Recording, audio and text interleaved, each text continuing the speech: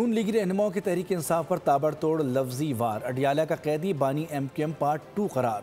عظمہ بخاری نے کہا کہ فتنہ خان کی سیاست اور پاکستان ایک ساتھ نہیں چل سکتے۔ حنیف عباسی بولے ایک گروہ پاکستان کو عدم استحکام کی طرف لے جانا چاہتا ہے۔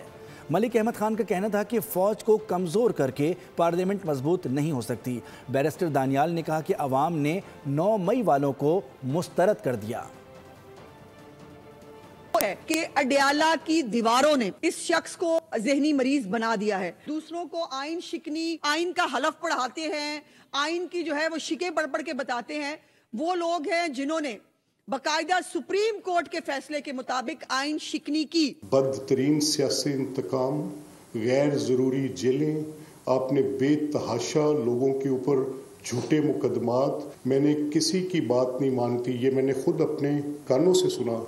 آج میری سیاست ختم ہو جائے گی اگر میں ان کو چھوڑوں۔ اور یہ 29 چھاونیاں جلا کر بین نہیں ہو رہے یار، اور کوئی خدا کا خوف ہے کوئی فیصلہ کرنے والوں؟ یہ 9 مئی والے اگر اپنی فوج کو برا بھلا کہتے ہیں یا اپنی فوج کو آپ گالیاں یا تنقید کرتے ہیں تو آپ حقیقت میں دشمن کی فوج کو موقع دے رہے ہیں۔